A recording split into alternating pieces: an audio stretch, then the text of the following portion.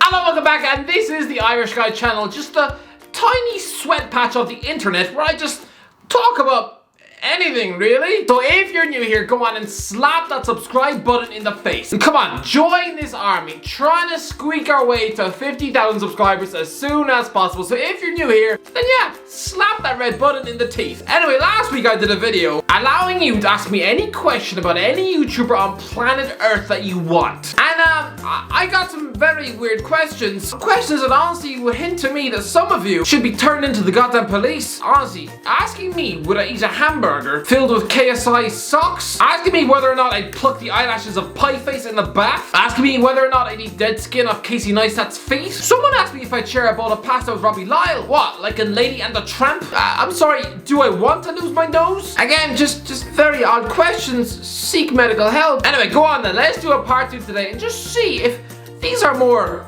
normal questions. Right, let's go. What do you think might be Thug Dad's biggest problem? Who said Thug Dad had a problem? What, are you suggesting he has some sort of chronic gambling addiction? Are you suggesting he licks chocolate stains off public bus seats? I mean, here he is looking like if Michael Myers had a sick obsession with toilet rolls. I mean, in this photo, he looks like a science teacher who's decided to create crystal meth in his camper van. His biggest problem, maybe the fact that he's allowed his son to christen him Thug Dad. I'm sorry, but Thug Dad sounds like the type of noise a bullfrog might make getting sick. I mean, my dad left for the shops years ago, but if I renamed the man whose ball bag I fell out of, I'm pretty sure he'd stick a fork in my eye. Thoughts on trips? The man is never happy. Honestly, the man's life must consist of 90% screaming. Can you imagine what he was like as a boy on Christmas Day? I mean, the guy gets a pair of Primark socks off his grandmother, and instead of forcing a smile like the rest of us, he probably burst 3 blood vessels in his neck. I mean, apparently his first name is Ross, which is fitting considering the midlife breakdown he had when someone stole his sandwich. Good old Troops. He looks like someone whose brain is constantly suffocated with a headache. Honestly, walk into his local Starbucks and you'll probably see him throwing his pancakes at the staff. Is Thug Dad the godfather of YouTube football? Godfather of YouTube I'm sorry, what? Is this just because he's old? What, you think he's Vito Corleone? You come to me on the day of my daughter's wedding! So what does that make Thug did? Al Pacino? I mean, surely the godfathers of YouTube football aren't the lads off Redmen TV, considering they've been uploading since the goddamn Stone Age. Y'all ain't never heard of Deuce? Deuce, man, internet sensation rap star, that's my name, with which I play the rap game. Oh, kind of weird, yo. Oh, Comedy Gold! They haven't changed a bit, have they? Can Jake Paul beat KSI? Can he beat him? He's had 4 pro fights, while KSI hasn't been punched in the face in nearly 700 days. I mean, the next time that happens, it's probably gonna feel like getting hit by a truck. I mean, if they fight tomorrow, Jake Paul knocks him out in 30 seconds, and nobody wants to see that. Honest opinion on MrBeast. MrBeast defies logic. This is a guy who used to make videos counting to 1 million. He was someone who spent 17 hours straight saying the name Logan Paul. He listened to a Jake Paul song non-stop for 10 hours. That version of him, getting 30 million views for utter garbage content devoid of any creativity. He was everything wrong with the internet, subjecting himself to mindless torture. What do you think that did to his brain? No wonder he now talks like Father Stone. I mean, think of the people on this earth who've only got days left to live, and then they log onto the internet to see this human sausage roll, wasting 50 hours of his life counting. But what he's done then, it's creative, it's sickening views, all centered around having pots and pots of money. Price of more people watched him selling his house than there are people who live in France. None of this makes any sense. Which YouTuber screams on a roller coaster? I would imagine stick KSI on a roller coaster, and he'd probably sound like a castrated pig. If you could get a pint with any person at a football daily, who would it be? I'm guessing most of the lads at FD are probably physically unable to order a pint. I mean, especially the guys at Euro Football Daily. For them, they'd probably waddle up to the bar and order a martini glass full of Moldovan brandy, freshly squeezed from the nose of a Hungarian cow. But a pint with any of them, let's say Hamill. Even though after all of the years of slander on my end, his bosses would probably instruct him to sneak rat poison into my drink. You, Alfie, and James have a 3-match cage fight. Who wins? What do you mean, who wins? What's Alfie gonna do? Stab me in the eye with the corner of a thesaurus? Is James gonna kick my ass using Football Manager stats? Come on, who do you think wins that one? Could Logan Paul beat you in a 100-meter dash? I think that man proved at his charity games that he's got hamstrings weaker than a duck's banjo string. So, no, he'd probably pull up after 30 minutes. With another purple thigh. Ozzy, that just looks like a squashed beetroot. What 3 YouTubers would you like to be stuck in an elevator with you for 12 hours without call services?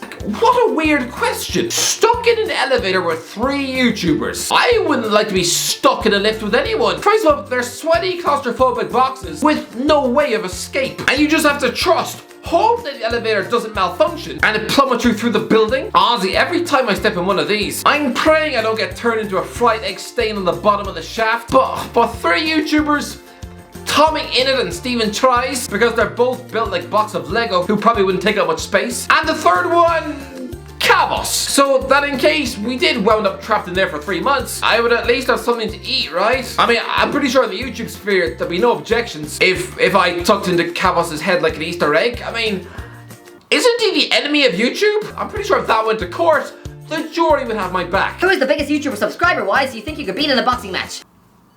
T-Series. Come on then, I'd take on an entire Indian music station like that one off Kill Bill. But if you're talking about just one person, PewDiePie, I mean he's got 100 million plus subscribers, sure. But in a boxing ring, the man looks like he weighs less than an egg sandwich. His arms look like tubes of barbecue Pringles. Of course I'd win that fight. Who is your favorite AFTV member?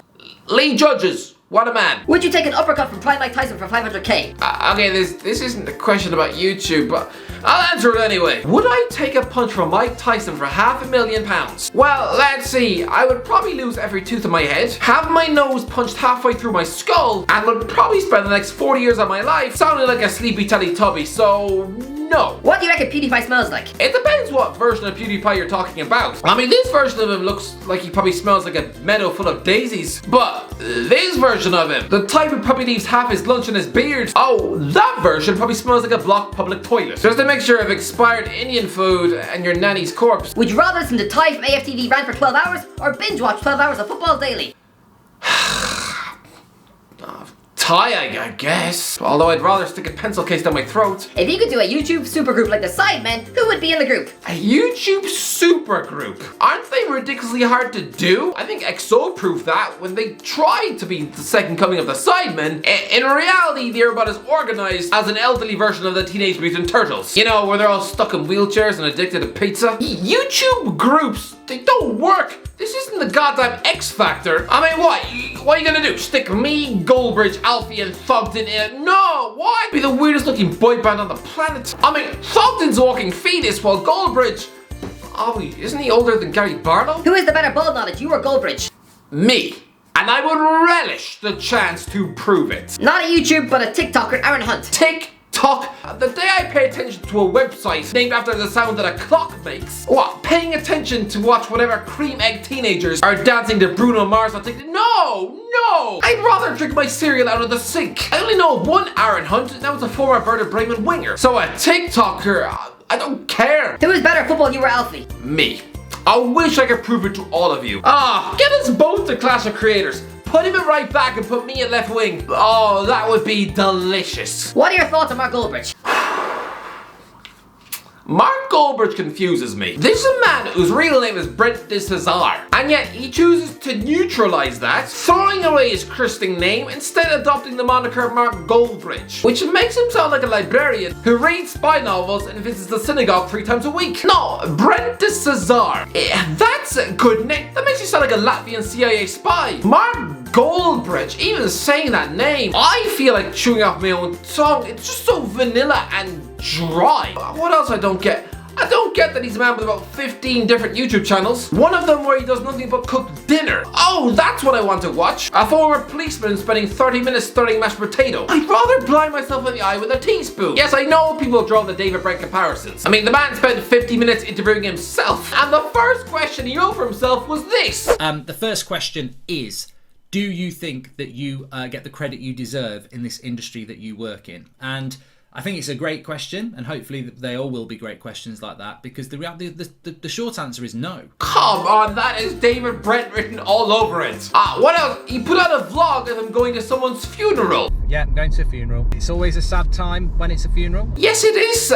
Why is he trying to convince himself that it's sad? It's a funeral. Why do I get the feeling that in 15 years time he's going to be turning up as a special guest at university bars, dressed in an Austin Powers suit, alongside the latest meatball off Big Brother? But listen, he is very good at what he does. But he is a direct rival, and so yeah, one day, oh, I want to go head to head with him at Clash of Creators. Bring it on, Mark.